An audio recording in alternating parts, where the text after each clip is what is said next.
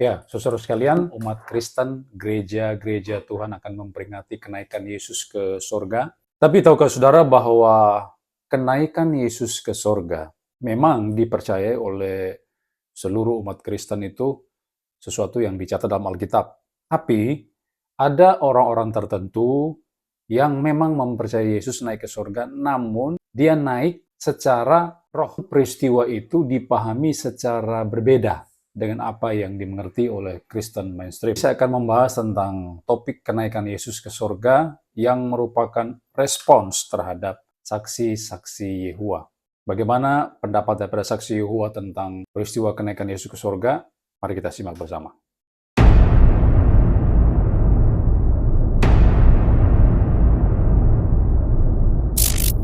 Jadi dalam menyampaikan presentasi ini saya mengacu kepada beberapa sumber dari kalangan saksi Yehova sendiri, buku-buku daripada saksi Yehova. Misalnya bertukar pikiran mengenai ayat-ayat Alkitab, ini merupakan buku tanya jawab dari mereka. Ada pertanyaan lalu mereka langsung menjawab, pertanyaan-jawaban seperti itu. Kemudian pemahaman Alkitab, buku yang merupakan semacam ensiklopedia Alkitab. Lalu juga ada buku apa yang bisa kita pelajari dari Alkitab, termasuk beberapa buku yang lain, diantaranya Kitab Suci daripada Saksi Yehova sendiri, Terjemahan Dunia Baru, dan sebagainya. Nah, Saksi Yehova ternyata memahami ketika Yesus bangkit dan naik ke sorga, dia itu bangkit dan naik sebagai makhluk roh. Kutipannya ada di dalam buku apa yang bisa kita pelajari dari Alkitab. Mereka berkata seperti ini, 3 hari setelah Yesus mati, Yehova membangkitkannya sebagai makhluk roh. 1 Petrus 3:18. Beberapa minggu kemudian, Yesus kembali ke surga, duduk di sebelah kanan Allah, dan menunggu sampai Allah menjadikan raja. Ibrani 10:12-13. Ini ada di halaman 49. Jadi, menurut mereka, setelah hari yang ketiga, Yesus kan bangkit. Tapi dia bangkit, apakah bangkit menggunakan tubuh jasmani? Tidak. Dia bangkit sebagai makhluk roh. Dasarnya mereka menggunakan 1 Petrus 3:18. Sebentar akan saya jawab. Lalu beberapa minggu kemudian, maksudnya setelah waktu dia naik ke surga, dia juga naik sebagai makhluk roh. Jadi, bagi mereka, saksi Yehova, Yesus bangkit dan naik ke surga itu sebagai makhluk roh. Tubuh jasmaninya sudah nggak ada lagi. Kalau kita kan, orang Kristen percaya dia bangkit secara fisik, menggunakan tubuh jasmaninya, tapi menurut saksi Yehova, dia bangkit dan bahkan naik ke surga sebagai makhluk roh. Nah, kalau mereka mengatakan demikian, maka timbul pertanyaan di kepala saya. Kalau Yesus itu bangkit sebagai makhluk roh, dan kemudian naik ke surga juga sebagai makhluk roh, lalu mengapa saat Yesus menampakkan dirinya kepada banyak orang, kepada para murid itu, mereka bisa melihat Yesus Kristus dengan mata kepala mereka sendiri. Bahkan waktu Yesus naik ke surga, para murid kan melihat Yesus, sosok Yesus yang naik secara perlahan ke surga. Kalau dia adalah makhluk roh, mereka tidak mungkin bisa melihatnya. Faktanya, kenapa kok mereka bisa melihat? Itu bukti bahwa dia bangkit secara jasmani dong. Naik juga ke surga secara jasmani. Kenapa demikian? Nah, ini pertanyaan timbul dari pikiran saya, tapi mereka rupanya punya jawaban. Jawaban mereka ini seperti ini. Kisah 10 ayat 40-41. Allah membangkitkan pribadi ini, Yesus Kristus pada hari ketiga, dan memperkenan dia untuk menyatakan diri, bukan kepada segenap umat, tetapi kepada saksi-saksi yang telah ditetapkan sebelumnya oleh Allah. Jadi, waktu Allah membangkitkan Yesus Kristus pada hari yang ketiga, dia memang menyatakan dirinya kepada orang-orang dan mereka itu bisa melihat dia. Tetapi hanya khusus kepada saksi-saksi yang sudah ditetapkan oleh Allah untuk melihat peristiwa tersebut. Nah, mengapa orang-orang lain tidak melihat dia juga? Karena dia adalah makhluk roh. Dan ketika dia menjelma dalam tubuh-tubuh jasmani, supaya dapat dilihat. Seperti yang telah dilakukan malaikat-malaikat pada zaman dahulu, dia berbuat demikian hanya di hadapan saksi-saksi yang telah ditetapkan. Nah, memang bahwa Yesus itu bangkit sebagai makhluk roh dan tidak terlihat. Tapi rupanya kan dilihat juga oleh orang-orang, oleh para murid dan sebagainya seperti saya katakan tadi.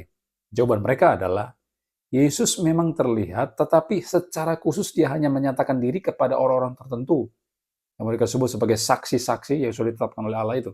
Dan Yesus rupanya menjelma dalam tubuh. tubuh yang sementara ini tidak kekal, sehingga mereka bisa melihat dia.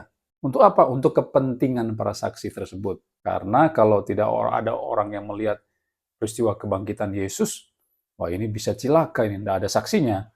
Nah, untuk kepentingan saksi itulah maka Yesus kemudian menjelma menjadi tubuh tertentu yang bisa disaksikan, dilihat oleh mata jasmani orang-orang tertentu saja, tidak semua juga. Ini jawaban mereka. Kemudian jawaban mereka yang lain ada di buku Pemahaman Alkitab. Dikatakan perlu diperhatikan bahwa malaikat-malaikat itu menyebutkan cara atau Yunani tropos Yesus naik. Bukan dalam rupa apa, Yunani morphe ia naik. Jadi saksi Yehova memberikan pembedaan di sini.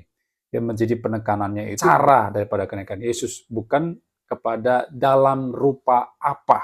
Kata Yunani morphe itu berarti mengacu kepada substansi atau esensi yang permanen. Kalau dalam Filipi pasal 2, misalnya dikatakan Yesus itu ada di dalam rupanya Allah, morfenya Allah, itu maksudnya Yesus itu seesensi dengan Allah dan kualitas kealahan itu permanen, selamanya kekal. Itu morfe. Tapi yang dimaksudkan oleh saksi Yehova bukan morfe ini, tapi tropos, cara dia naik. Jadi mereka membedakan seperti itu. Seraya awan menutupinya, ia tidak dapat dilihat lagi dengan mata manusia. Cara Yesus naik sedemikian rupa agar para rasulnya dapat menjadi saksi kenyataan tersebut. Nah itu. Jadi ada orang bisa melihat, para rasul bisa melihat, supaya apa? Demi kepentingan saksi mata itu sendiri. Sekali lagi, kalau tidak ada orang yang melihat Yesus bangkit dari kuburnya, tidak ada orang melihat Yesus naik ke sorga, wah bisa berabe ini, kekristenan bisa hancur karena tidak ada bukti yang memvalidasinya. Kemudian dikatakan lebih lanjut, sampai taraf tertentu, kenaikannya lebih mirip dengan peristiwa ketika malaikat menampakkan diri kepada Manoah dan istrinya.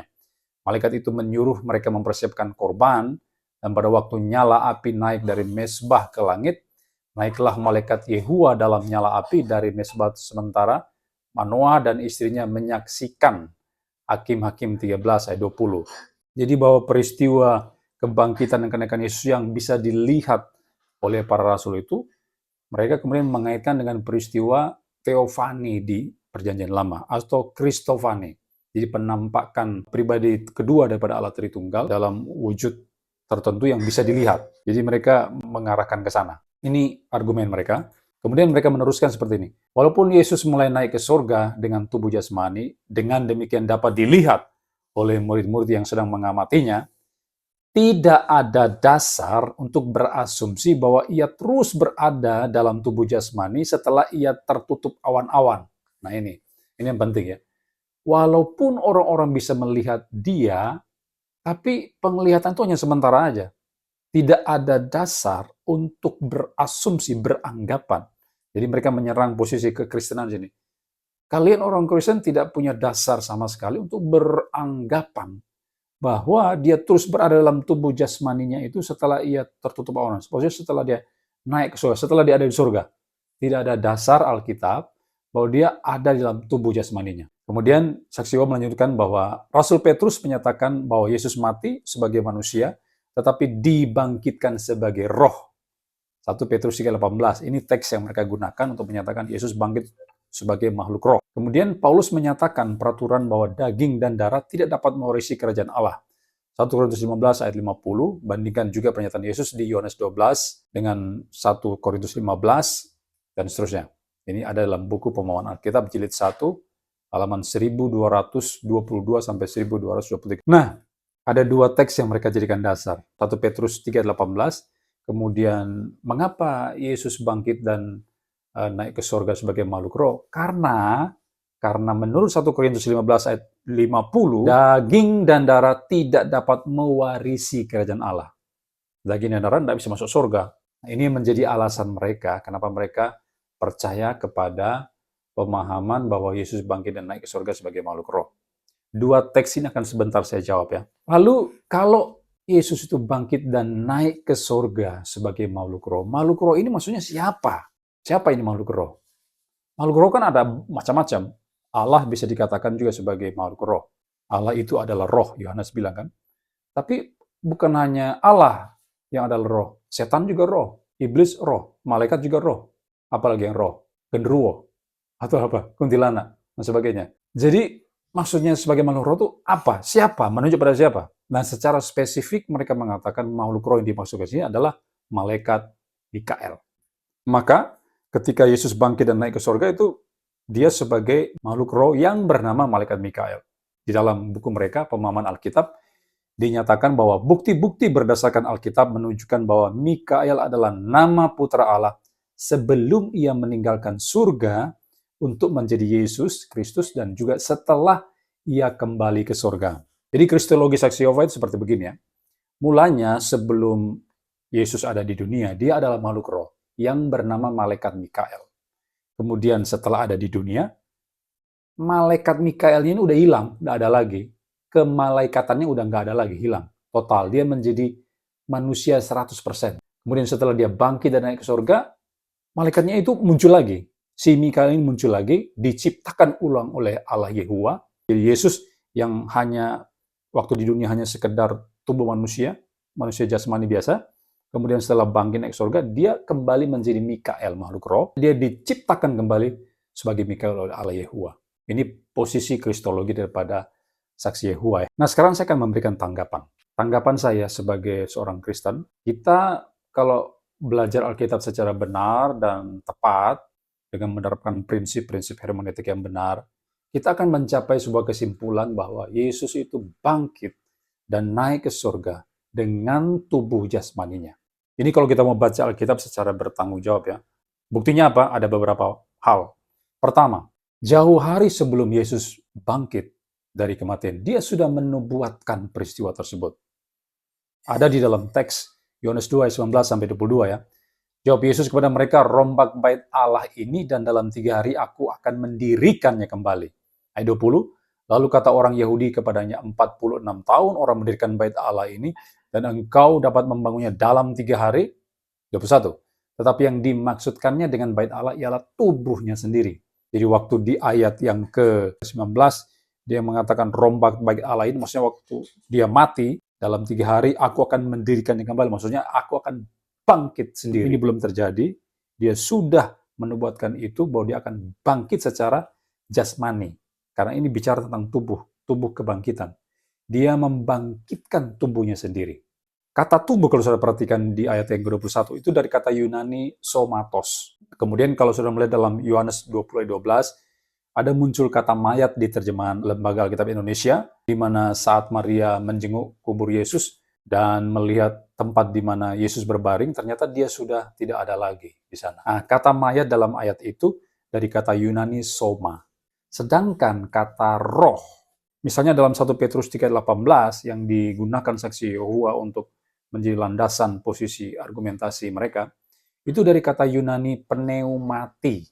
Kata pneuma itu muncul sekitar lebih dari 300 kali di sepanjang Perjanjian Baru dan menunjuk kepada Roh Kudus, bisa kepada roh jahat, kemudian roh Allah atau lain menggunakan kata angin, bisa menunjuk kepada rohnya Yesus atau rohnya manusia. Tapi kalau kita melihat keseluruhan kata pneuma, itu tidak pernah ditujukan atau diartikan sebagai tubuh. Jadi pneuma itu tidak pernah diartikan sebagai tubuh. Itu artinya roh. Jikalau Yesus bangkit secara roh, maka harus gunakan kata pneuma dong. Nggak boleh pakai kata soma. Tapi kan faktanya tidak. Alkitab menceritakan kebangkitan Yesus, dia menggunakan kata Yunani soma atau somatos. Kalau dia bangkit secara roh, mestinya pakai kata Yunani pneuma. Tetapi sekali lagi, faktanya di dalam Alkitab, Yesus bangkit menggunakan kata Yunani soma, merujuk kepada tubuh, bukan pneuma yang adalah roh. Maka nubuatan Yesus ini di dalam Yohanes 2 ayat 19 sampai 22 itu secara jelas membuktikan tidak ada kebangkitan roh. Yang ada itu adalah kebangkitan tubuh, kebangkitan jasmani secara fisik, dan memang itu yang terjadi di dalam diri Tuhan kita Yesus Kristus. Yang kedua, ada fakta yang menunjukkan kubur kosong. Fakta kubur kosong ini membuktikan bahwa Yesus memang bangkit secara fisik. Kenapa? Karena mayatnya sudah nggak ada lagi dalam kuburan itu. Kalau sudah memperhatikan dalam Lukas 24 ayat 1-7, kebangkitan Yesus itu dihubungkan dengan kubur yang kosong. Tidak mungkin hanya terjadi kebangkitan secara rohani atau kebangkitan secara roh, Karena apa? Tubuhnya sudah nggak ada lagi dalam kuburan. Dalam teks itu diceritakan bahwa ada banyak perempuan yang datang ke kubur Yesus dan mereka akan membawa rempah-rempah dan sebagainya untuk melihat bahwa lalu mereka datang ke kubur Yesus dan ternyata mereka melihat mayatnya atau tubuhnya Yesus sudah nggak ada lagi dalam kuburan. Sudah melihat dalam Lukas pasal 24 ayat 3 dikatakan, dan setelah masuk mereka tidak menemukan mayat Tuhan Yesus. Tidak ada. Maka fakta bahwa, jadi fakta menunjukkan bahwa kubur itu sudah kosong. Nggak ada lagi mayatnya, tubuh Yesus nggak ada lagi di sana. Dan itu membuktikan secara kuat bahwa Yesus bangkit bukannya sekedar bangkit secara roh yang nggak kelihatan itu, namun dia bangkit secara jasmani. Saudara, ada hal yang menarik ketika saya bertemu dengan saksi Yehova di sebuah tempat tertentu. Saya sudah beberapa kali bertemu dengan mereka dan berbincang, berdiskusi dengan mereka. Lalu ketika kita membahas tentang kebangkitan Yesus, mereka mengatakan ini ya, Yesus bangkit secara roh. Lalu saya tanya mereka, buka Alkitab. Di Alkitab dinyatakan kubur Yesus sudah kosong. Mayatnya sudah nggak ada lagi dalam kuburan itu. Kalau kamu mengatakan Yesus bangkit secara roh, faktanya tubuhnya sudah nggak ada lagi dalam kuburan. Lalu tubuh Yesus kemana? Waktu saya tanya seperti itu, mereka nggak bisa jawab. Dan memang kalau saya melihat di dalam majalah mereka, Watchtower, Studies in the Scripture, tulisan daripada Russell, pendiri daripada Saksi Yehova, di edisi yang bagian awal, di situ dikatakan, apakah tubuh Yesus dilarutkan ke dalam gas atau masih dipertahankan di suatu tempat sebagai peringatan akan kasih Allah, ketaatan Kristus dan penebusan kita? Tidak ada yang tahu. Ini anehnya orang Saksi Yehova ya. Mereka menjawab dengan memberikan sebuah posisi keberadaan tubuh Yesus yang sudah nggak ada dikubur lagi. Dilarutkan ke dalam gas atau dipertahankan di tempat tertentu. Tapi kemudian setelah mereka mengatakan demikian, mereka melanjutkan dengan kalimat, tidak ada yang tahu. Nah, ini bagaimana ceritanya ini? Kan tidak ada kepastian. Kalau tidak ada kepastian, lalu mengapa kalian, Saksi Yehova, berani mengatakan Yesus bangkit secara roh? Lawang faktanya kuburnya udah kosong, nggak ada lagi. Ngapain kalian berasumsi, menyatakan macam-macam, tapi kalian tidak bisa pastikan itu. Kalau mereka menjawab seperti ini, saudara kejar. Ayat Alkitabnya itu di mana? Mana dasar teks kitab sucinya kalau kalian mengatakan tubuh Yesus itu dilarutkan ke dalam gas atau ada di tempat tertentu? Coba, dasar Alkitabnya itu di mana? Jadi saudara kejar di sana, tanya dasar Alkitabnya. Mereka pasti tidak bisa menunjukkan, karena memang Yesus bangkit secara jasmani, secara tubuh, fisik. Dia tidak bangkit secara roh. Yang ketiga, poin ketiga, yang mendasari pemahaman saya bahwa Yesus itu bangkit dan naik ke surga secara jasmani, adanya penampakan diri oleh Yesus kepada banyak orang. Kalau sudah melihat misalnya dalam Lukas pasal 24, ayat 13 sampai 49, Yesus menampakkan diri kepada para murid di sana. Kepada 2 orang di perjalanan menuju Emmaus, lalu kepada ke-11 murid, dan sebagainya. Nah, mengapa dia melakukan hal tersebut? Mengapa dia harus menampakkan diri? Karena dia ingin memastikan kebangkitannya itu secara jasmani. Itu sebab dia menampakkan diri kepada banyak orang. Sudah bisa bandingkan itu dalam Lukas pasal 24 ayat 37 sampai dengan 39. Dikatakan begini ya, mereka terkejut dan takut dan menyangka bahwa mereka melihat hantu. Akan tetapi ia berkata kepada mereka, mengapa kamu terkejut? Dan apa sebabnya timbul keraguan-keraguan di dalam hati kamu? Lihatlah tanganku dan kakiku, aku sendirilah ini, rabalah aku dan lihatlah. Karena hantu tidak ada daging dan tulangnya, seperti yang kamu lihat ada padaku. Kalau saudara perhatikan kata hantu muncul 2 kali dalam ayat 37 dan ayat yang ke-39.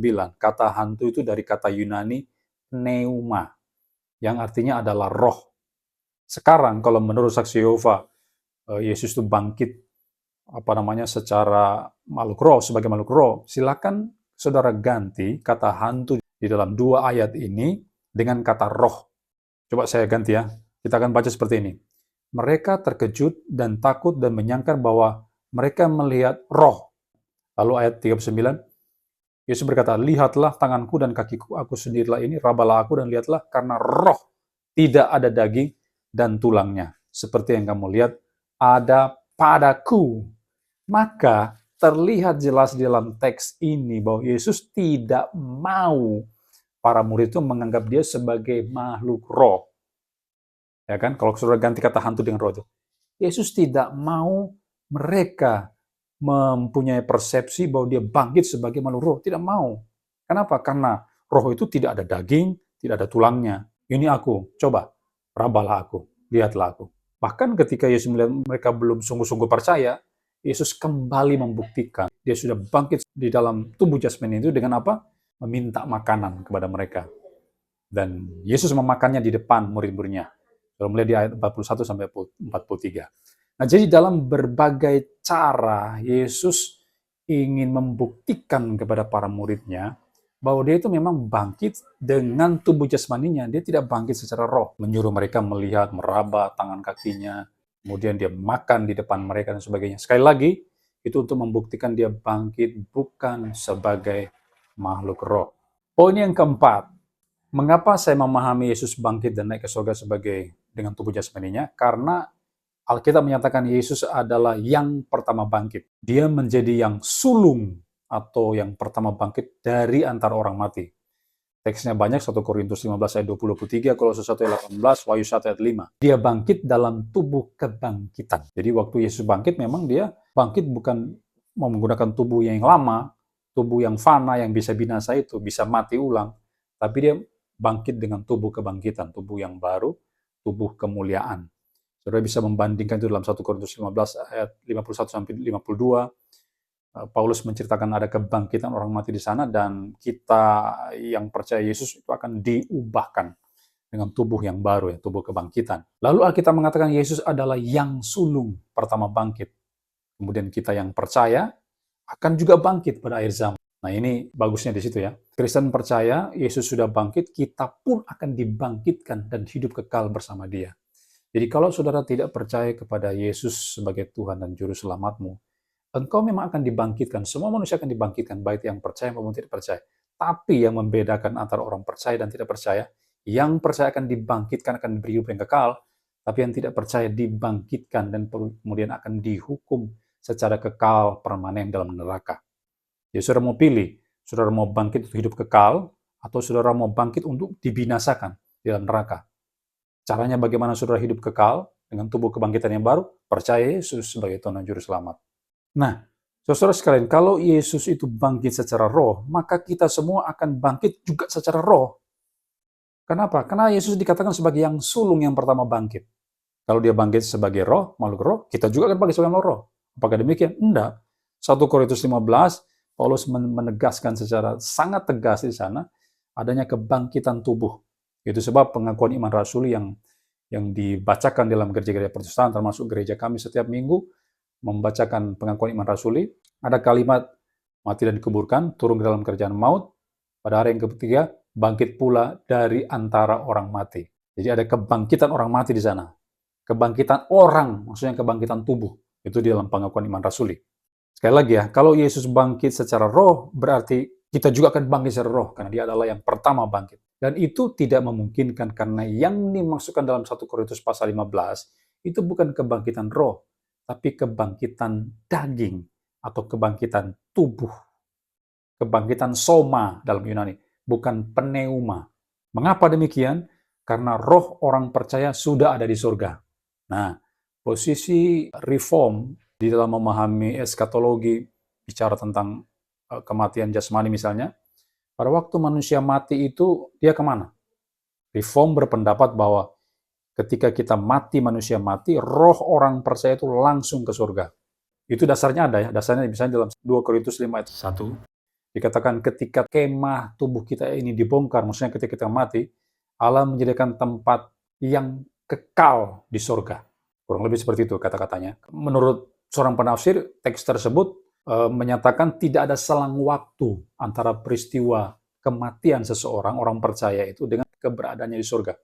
Jadi ketika kita mati, detik itu, sekejap itu juga langsung ada di surga, roh kita.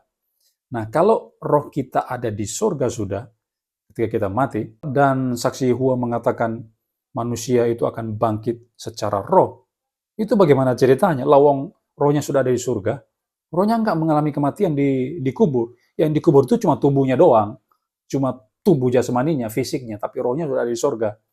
Jadi, kalau saksi Yehova mengatakan manusia akan bangkit secara roh, itu akan bertentangan dengan teks-teks yang menyatakan kita sudah ada di surga, roh kita sudah di surga. Maka, jika Yesus bangkit secara roh, dia tidak bisa disebut sebagai yang sulung atau yang pertama bangkit.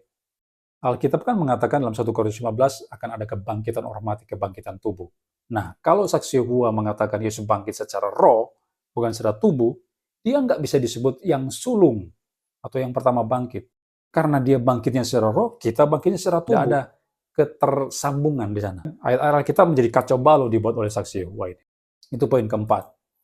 Nah, sekarang kita akan membahas beberapa teks yang digunakan oleh saksi Yehova untuk mendasari posisi mereka bahwa Yesus itu bangkit dan naik ke surga secara roh. Teks yang mereka gunakan misalnya 1 Petrus 3:18. Terjemahan Lembaga Alkitab Indonesia seperti ini. Sebab juga Kristus telah mati sekali untuk segala dosa kita, ia yang benar untuk orang-orang yang tidak benar, supaya ia membawa kita kepada Allah. Ia yang telah dibunuh dalam keadaannya sebagai manusia, tetapi yang telah dibangkitkan menurut roh. Di dalam terjemahan Dunia Baru, saya punya Alkitab terjemahan Dunia Baru versi Saksi Yehova ini. Dalam TDB dikatakan, bahkan Kristus orang yang benar, mati demi orang yang tidak benar, dia mati sekali untuk selamanya, untuk menyingkirkan dosa dan menuntun kalian kepada Allah. Dia dibunuh sebagai manusia, tapi dihidupkan sebagai makhluk roh. Tapi dihidupkan sebagai makhluk roh. Jadi ada perbedaan antara terjemahan Lembaga Alkitab Indonesia dengan TDB. Kalau di lain mengatakan Yesus itu dibangkitkan menurut roh, tapi kalau di Alkitab Saksi Yehova, Yesus itu dihidupkan sebagai makhluk roh. Menurut roh versus makhluk roh, mana yang betul? Mana yang betul? Terjemahan layak atau terjemahannya TDB Saksi Yehova? Ya, kalau sudah memperhatikan ayat itu sama sekali tidak bicara bahwa Yesus dibangkitkan sebagai makhluk roh. Saya tanya kepada saksi Yehova, di mana kata makhluk itu? Kamu dapat dari mana kata makhluk itu? Kenapa tiba-tiba muncul dalam kitab sucimu? Dari mana kata makhluk itu? Kalau kita melihat dalam teks aslinya, tidak ada kata makhluk di sana. Sekali lagi, lalu dari mana kalian saksi Yehova memunculkan kata makhluk itu? Tidak ada. Dalam teks Yunani itu tidak ada. Kata roh di dalam 1 Petrus 3:18 itu berasal dari kata pneumati. Kata dasar pneuma ya. Mengapa ditambahkan kata makhluk? Yang tercatat hanya pneumati. Tidak ada kata makhluk di sana. Mengapa kalian tambah makhluk? Nah, memang saksi Yehova ini tukang edit ya. Mereka memang punya kitab suci sendiri, tapi ternyata isi kitab mereka itu berbeda dengan kitab yang kita punyai. Alkitab yang kita yakini itu beda isinya dengan mereka. Kenapa beda? Karena mereka sudah mengedit Alkitab dari teks aslinya itu.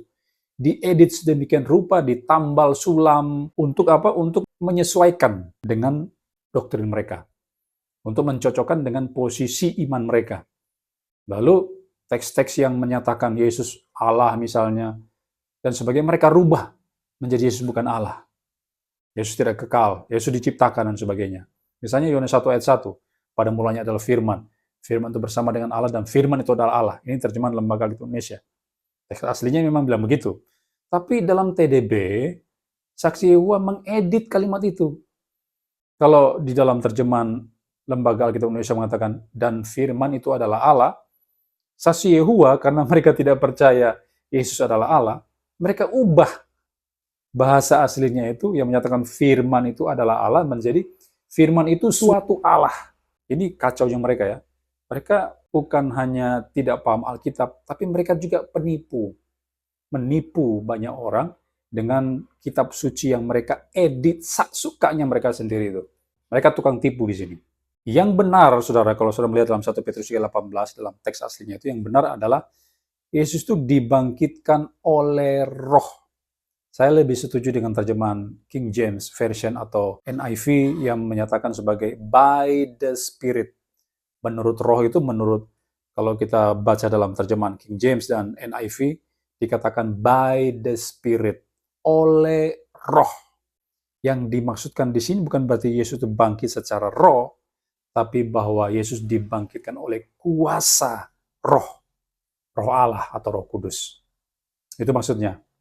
Saudara bisa bandingkan dalam Roma pasal 8 ayat yang ke-11 ya. Roh kudus membangkitkan Yesus. Ini teks yang pertama yang mereka gunakan. Lalu teks yang kedua dalam 1 Korintus 15 ayat 50. Saudara-saudara, inilah yang hendak kukatakan kepadamu, yaitu bahwa daging dan darah tidak mendapat bagian dalam kerajaan Allah, dan bahwa yang binasa tidak mendapat bagian dalam apa yang tidak binasa. Ini juga menjadi salah satu teks yang mereka jadikan dasar bahwa Yesus itu bangkit dan naik ke surga dengan secara roh. Ayatnya di sini. Nah, untuk menjawab mereka itu gampang sekali. Pertama, ayat ini tidak ada masalahnya. Memang bahwa daging dan darah itu tidak mendapat bagian dalam kerajaan Allah. Betul. Kalau kita manusia biasa seperti kita ini, tubuh yang fana ini, kita tidak akan pernah bisa masuk surga. Kenapa? Karena kita mengenakan tubuh yang fana, yang bisa binasa, kita akan mati. Padahal di surga itu kan bicara tentang kekekalan, hidup selama-lamanya bersama Tuhan. Nah, kalau kita bisa mati, ya tidak cocok dong.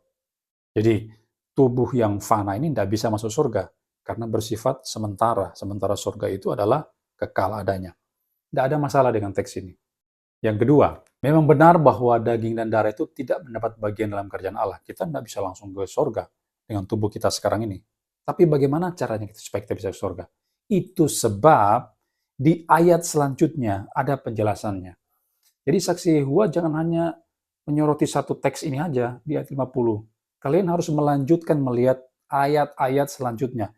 1-2 ayat selanjutnya. Ayat 53 seperti apa, ayat 54 seperti apa.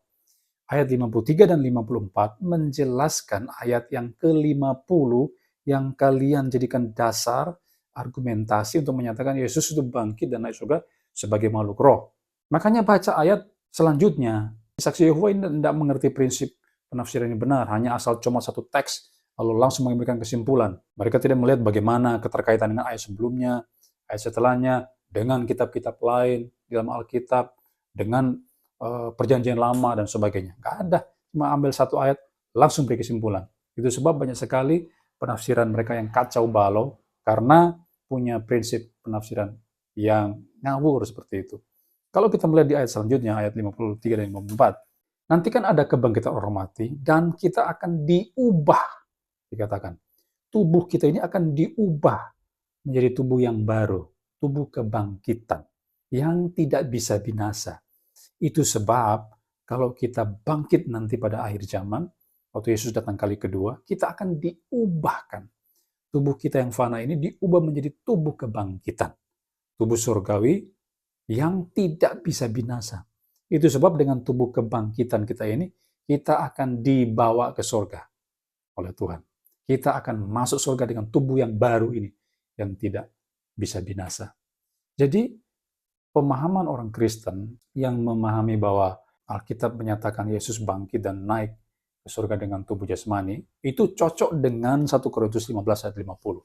Sama sekali tidak bertentangan dengan itu. Sebaliknya, kalau saksi Yehova menafsirkan ayat yang ke-50 ini, bahwa bicara Yesus itu bangkit sebagai makhluk roh, dan naik ke surga sebagai makhluk roh, itu akan menentang banyak ayat-ayat lain yang sudah saya katakan tadi, di mana Yesus bangkit secara jasmani, menampakkan diri kubur kosong, dan sebagainya itu akan menentang banyak teks tersebut. Jadi saksi Yehova memberikan pendapat terhadap beberapa teks, tetapi menentang teks-teks yang lain. Sekali lagi, ini bukan penafsiran yang benar. Jadi itu ya, jawaban kita seperti itu, gampang sekali. Kalau mereka menggunakan 1 Korintus 15 ayat 50, ajak mereka untuk melihat 2 ayat setelahnya. Dan itulah jawaban atas asumsi kosong mereka bahwa Yesus bangkit dan naik ke surga sebagai makhluk roh. Saudara sekalian, kita bisa menyerang mereka lebih lanjut ya. Kalau memang kalian bilang di dalam surga itu daging dan darah tidak mendapat bagian dalam surga, lalu sekarang saya tanya sama kalian, apa buktinya bahwa di surga Yesus itu adalah makhluk roh? Silakan berikan data kitab sucinya kepada saya. Saudara tanya terus seperti itu kepada mereka. Mana bukti teks yang menunjukkan saat di surga Yesus itu adalah makhluk roh? Tapi saya, Kristen, kita orang Kristen bisa membuktikan bahwa Yesus di surga itu dia adalah seorang manusia. Apa buktinya? Banyak sekali ayat yang menyatakan demikian. Jadi, Yesus naik ke surga dengan tubuh jasmaninya, itu didukung oleh banyak teks dalam Alkitab. Misalnya dalam Markus 16 ayat 19, Lukas 24, Yohanes 20, Kisah Rasul 1 ayat 1 sampai 11, 7 ayat 56, dan sebagainya. Nah, saya akan fokus di satu teks ya, dalam Kisah Rasul 1 ayat 9. Sesudah ia mengatakan demikian, terangkatlah ia disaksikan oleh mereka, dan awan menutupnya dari pandangan mereka. Ketika mereka sedang menatap ke langit, waktu ia naik itu, tiba-tiba berdirilah dua orang yang berpakaian putih dekat mereka, dan berkata kepada mereka, "Hai orang-orang Galilea, mengapakah kamu berdiri melihat ke langit? Yesus ini yang terangkat ke surga meninggalkan kamu, akan datang kembali dengan cara yang sama, seperti kamu melihat dia naik ke surga." Di ayat yang ke-9, saudara perhatikan, dikatakan Yesus terangkat ke surga, dan kemudian itu dia disaksikan oleh mereka. Kata-kata disaksikan oleh mereka, oleh para murid itu berarti Yesus itu ada dalam bentuk tubuh jasmani dong kalau begitu. Bukan makhluk roh. Karena kalau dia naik sebagai makhluk roh, dia tidak akan bisa disaksikan oleh para murid. Tidak bisa. Ini kan kenyataannya dia bisa disaksikan. Maksudnya mereka bisa melihat dia. Berarti dia naik dengan tubuh jasmaninya. Dia bukan naik sebagai makhluk roh. Karena roh tidak bisa dilihat.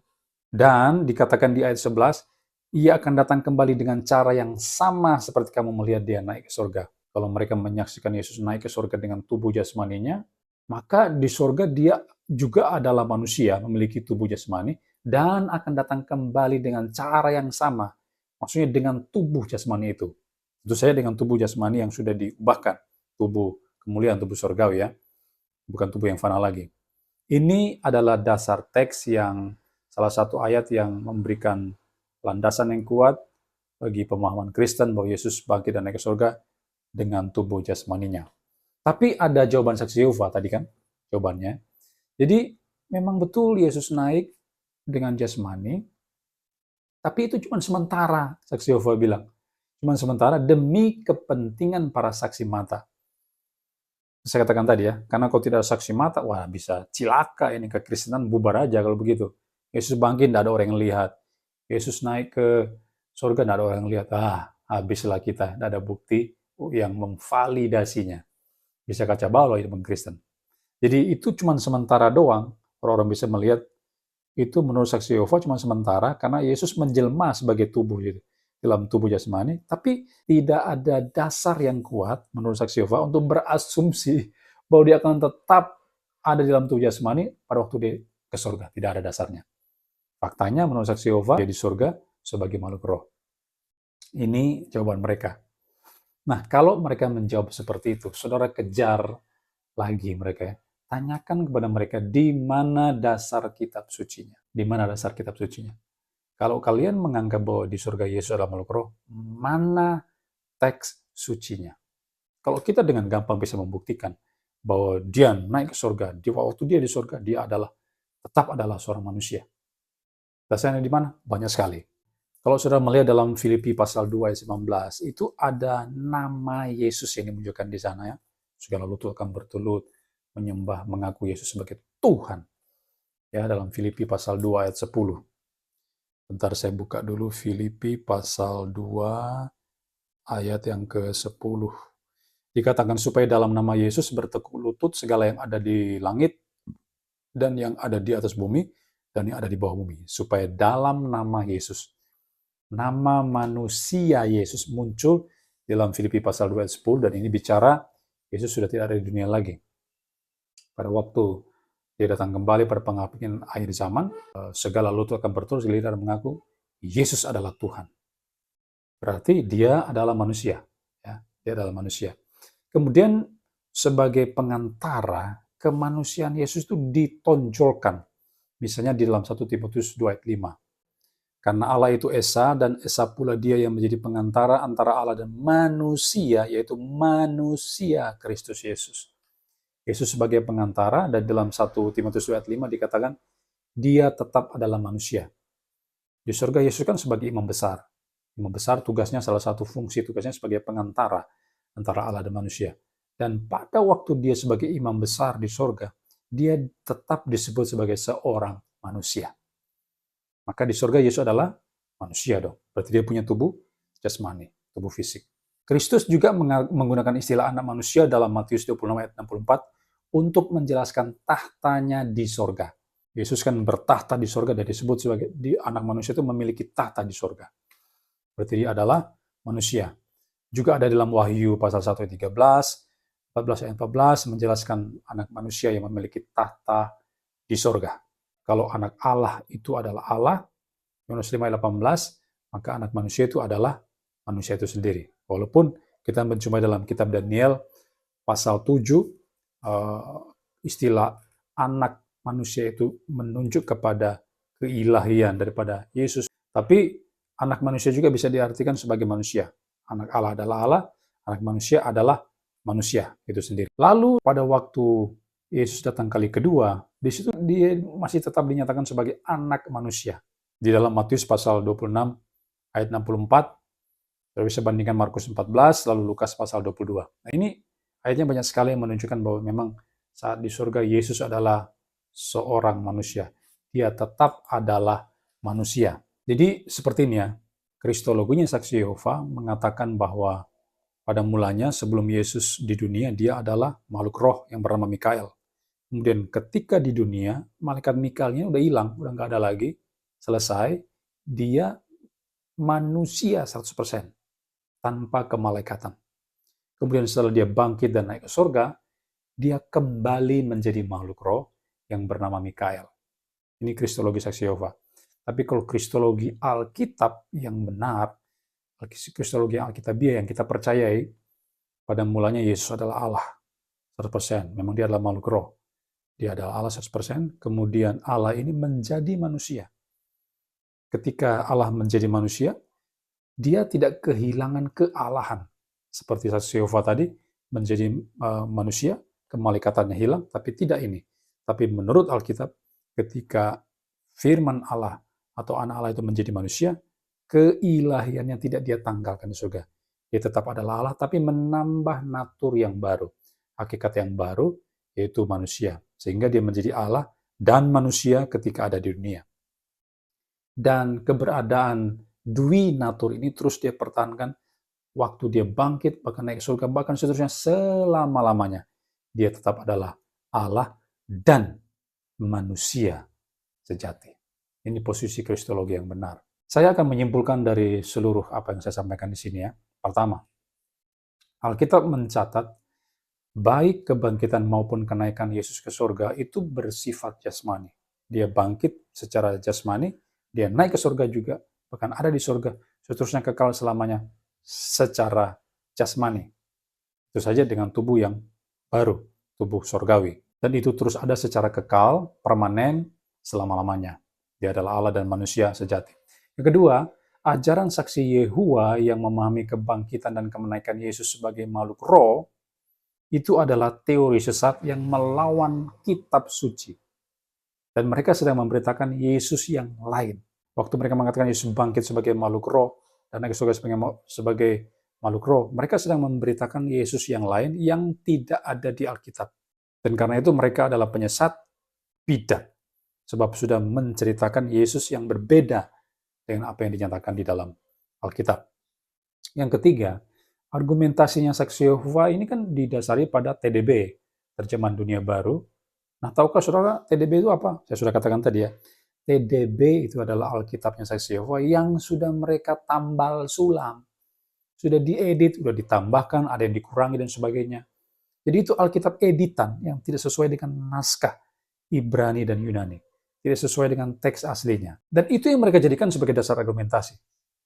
Nah, apakah itu bisa dibenarkan? Tentunya tidak. Argumen mereka menjadi tidak valid lagi. Tidak sah lagi argumen mereka. Dan tidak bisa dipercaya. Karena mereka adalah seorang penipu. Saudara mau percaya seorang penipu? Kalau saya nggak mau percaya penipu. Yang namanya penipu itu nggak bisa dipercaya. Mereka akan membawa saudara kepada hal-hal yang tidak benar. Itulah penipu. Dan kalau saudara percaya kepada Saksi Yehova, saudara termakan oleh tipuan mereka. Jadi nggak usah percaya mereka. Mereka adalah para penipu.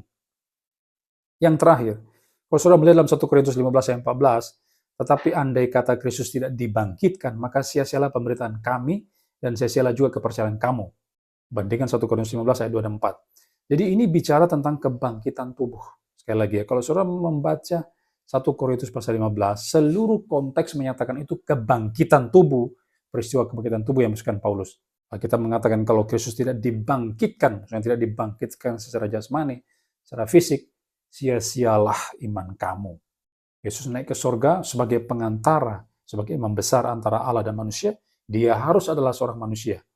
Dan kalau dia bangkit secara roh, bukan bangkit secara jasmani, maka di surga hanya makhluk roh, dia tidak bisa menjadi pengantara antara Allah yang kudus dan manusia yang berdosa. Dan konsekuensinya apa? Semua kita akan masuk neraka. Karena kita tidak punya pengantara untuk ke surga. Yang bisa memperdamaikan kita yang berdosa ini dengan Allah yang kudus. Maka kita semua masuk neraka. Saksi Yehuwa masuk neraka. Bersyukurlah saudara saya yang sudah percaya kepada Yesus yang bangkit secara jasmani itu, karena nanti dia akan menjadi pengantara, dia akan menjadi juru selamatmu, menjadi pendamaian bagimu antara Allah yang kudus dan manusia yang berdosa, sehingga kita dilayakkan oleh juru selamat kita itu berada secara kekal bersama Bapa di sorga. Saudara mau percaya siapa?